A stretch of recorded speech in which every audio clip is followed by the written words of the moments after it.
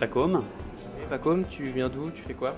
Je suis entrepreneur, j'ai monté une agence de communication qui s'appelle Babel 31 et je suis un ancien étudiant de l'ESSEC. D'accord. Alors comment t'as fait à l'ESSEC pour financer tes études? Là, je suis passé par un prêt bancaire pour le coup. Alors moi ça a été un peu un parcours du combattant. J'ai commencé avec la banque à laquelle j'étais inscrit qui était la CIC. Et puis ensuite j'ai fait racheter mon prêt par une autre banque qui me proposait un taux préférentiel qui est la Banque Populaire.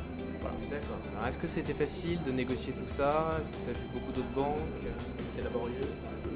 Oui et non, d'une certaine manière c'est vrai que les banques sont toutes présentes sur le campus pour essayer d'avoir des nouveaux clients parce qu'on est des cibles privilégiées pour elles. Mais ceci dit, c'est moi qui ai dû faire mon propre benchmark et donc négocier vis-à-vis de chaque banque pour avoir le taux le plus bas possible et sans connaître vraiment les détails du style, le prix de l'assurance, derrière, enfin bon, il y a un certain nombre de prix derrière, vu qu'on ne sait pas trop finalement ce qu'on paye à la fin. D'accord. Alors est-ce que tu connais Finance tes études? Oui. Qu'est-ce que tu penses du service?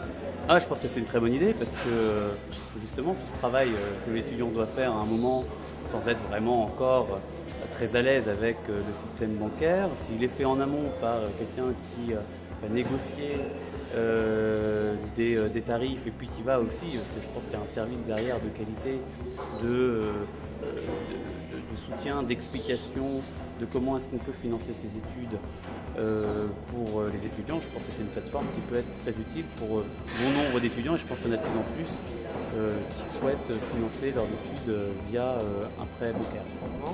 Bonjour, Alix, cofondateur du site Morning Croissant. D'accord. Alors c'est quoi comme site, le principe?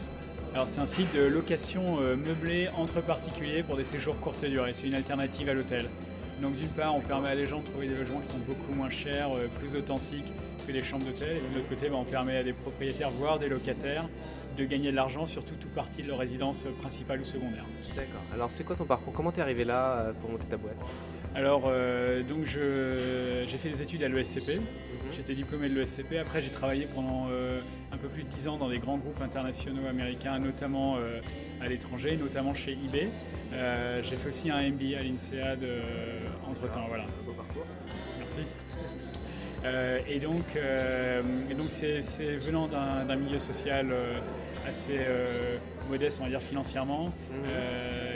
C'est vrai que j'ai réussi, on va dire, à financer ces études, en partie grâce au financement bancaire. D'accord. Alors ça s'est passé comment pour rechercher les offres? Alors ça a commencé pour le SCP, donc juste après la prépa, tout simplement en allant faire le tour des banques dans mon quartier à Caen et pour voir celles qui me proposaient les meilleurs taux.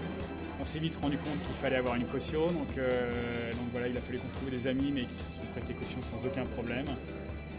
Voilà, et c'est vrai que sans financement bancaire, ça aurait été dur pour moi de boucler mon budget, même impossible. Donc j'ai aussi travaillé, je travaillais à mi-temps, il y a des bourses, il y a des subventions de la chambre de commerce, mais une fois de plus que sans financement bancaire, ça aurait été difficile de boucler le budget.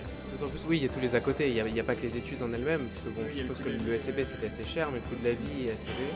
Bon, même si ça date un petit peu, mais ceci dit, ça monte sans cesse, donc c'est vrai que c'est assez pratique de faire un prêt étudiant. T'as pas été rebuté à l'idée de devoir rembourser plus tard? T'as pas eu trop peur de te dire est-ce que je serai en mesure de rembourser? Alors si au début, et surtout qu'une fois de plus je viens d'un milieu où les études d'école de commerce c'est pas quelque chose de naturel, c'est un milieu dans lequel le monde de l'entreprise c'est pas un monde qu'on connaissait. Donc j'avais honnêtement aucune idée des salaires réels à la sortie de l'entreprise et même si on les connaît, on se dit toujours oui d'accord, mais est-ce que je vais vraiment gagner ça? Donc il y a une crainte et cette crainte elle se dissipe très rapidement. En fait, elle se dissipe au contact des autres élèves parce qu'on voit qu'on n'est pas les seuls dans le même cas. Dès les premiers stages, on voit qu'on commence à gagner un peu d'argent, qu'il y a effectivement des entreprises qui s'intéressent à nous. Donc la crainte elle se dissipe. Et en fait, après avoir remboursé mon premier emprunt bancaire pour le SCP, j'en ai refait un en fait, pour l'INSEAD, qui était plus important, avec la même banque d'ailleurs. Donc il y avait une vraie fidélité pour la banque. Et c'est vrai que le deuxième emprunt qui était le plus important, il me fait beaucoup moins peur parce que j'avais déjà eu l'expérience du premier emprunt.